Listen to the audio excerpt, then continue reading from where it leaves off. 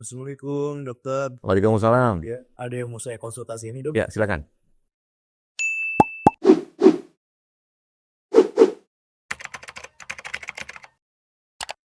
Gimana? Ada yang bisa saya bantu? Mumpung masih awal tahun nih dok. Ada nggak ya kebiasaan-kebiasaan yang perlu diubah, tidak hanya bisa meningkatkan produktivitas, tapi juga bisa membantu progres pertumbuhan rambut dok. Saya kan suka begadang nih dok. Saya insomnia, apa ada pengaruhnya dok untuk pertumbuhan rambut? Itu ada hubungannya. Orang yang suka begadang atau bahkan sulit tidur atau yang dibilang sebut insomnia, itu bisa mempengaruhi secara keseluruhan kondisi fisik bisa menurun. Nah, dalam hal ini bisa mengganggu proses pertumbuhan rambut. Di mana kita tidur di malam hari itu akan memicu dan memacu meningkatkan hormon melatonin. Nah, hormon melatonin ini dia mempunyai kemampuan ada dua. Yang pertama, dia bisa membantu merangsang pertumbuhan rambut, yaitu fase anagen. Ya, kemudian yang kedua, si melatonin ini memiliki sifat antioksidan. Nah, di mana antioksidan ini adalah anti radikal bebas. Jadi dia bisa meminimalisir atau bahkan mengeliminir radikal bebas yang dalam tubuh, yang dimana jika radikal bebas ini berlebihan, itu bisa mengganggu proses pertumbuhan rambut. Jadi perlu tidur cukup dan tidak boleh begadang. Untuk olahraga juga nih dok, saya kan cukup sibuk gitu. Di waktu-waktu mungkin dalam waktu 1 minggu saya cuma sempat 1 kali dok. Ya. Itu apakah berpengaruh intensitas sedikit terhadap progres pertumbuhan rambut atau enggak dok?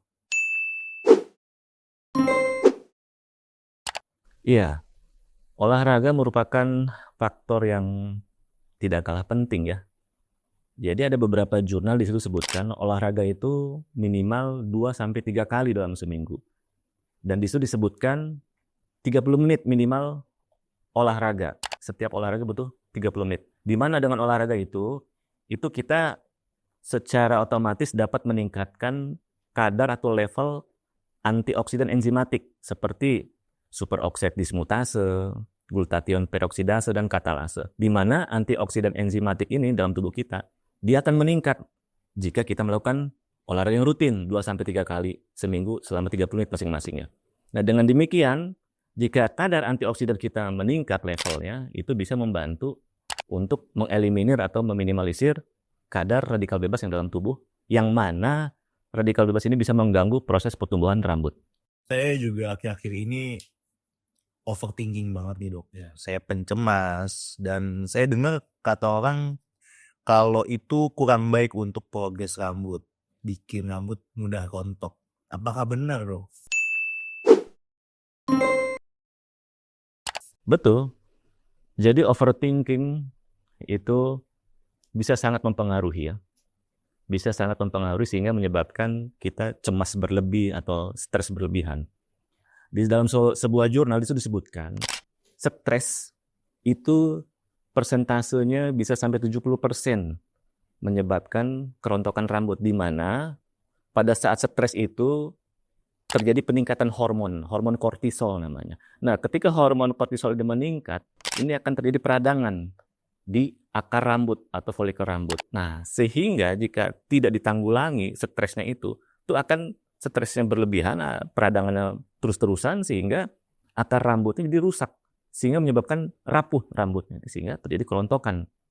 Jadi sebaiknya tidak boleh overthinking, dibikin santai aja. Kalau soal makanan, saya juga ada yang pengen saya tanyain untuk konsumsi fast food dok. Karena praktis kan, saya tahu itu nggak baik, tapi menurut saya itu yang paling praktis untuk saya. Tapi apakah itu juga bisa berpengaruh untuk progres rambut dok? Ya, sedikit banyak makanan fast food atau cepat saji yang pastinya mengandung zat pengawet atau juga memiliki kadar glukosa yang tinggi atau yang terlalu berlemak, itu bisa mempengaruhi ya. Itu bisa mempengaruhi, di mana pada saat kita makan itu kan pasti kan ada penyerapan sari-sari makanan, sehingga Sari-sari makanan itu yang terdiri dari nutrisi-nutrisi itu kan mengalir dalam tubuh kita lewat pembuluh darah. Nah, ketika kita makan makanan fast food, makan makanan yang cepat saji, yang banyak zat kimianya, itu akan mempengaruhi penyerapan nutrisi. Nah, sehingga otomatis nutrisi ke akar rambut pun akan terganggu. Yang mana akar rambut itu kan membutuhkan nutrisi seperti protein, kemudian vitamin-vitamin dan mineral-mineral, sehingga kan bisa mempengaruhi pertumbuhan rambut dengan baik. Nah, jika kebiasaan makan fast food, ya malah tidak akan tercapai nutrisinya seperti itu. Kalau misalkan ada kebiasaan seperti merokok, konsumsi alkohol, dan lain sebagainya, kebiasaan buruk seperti itu, apakah akan berpengaruh juga untuk progres rambut, Dok? Jelas.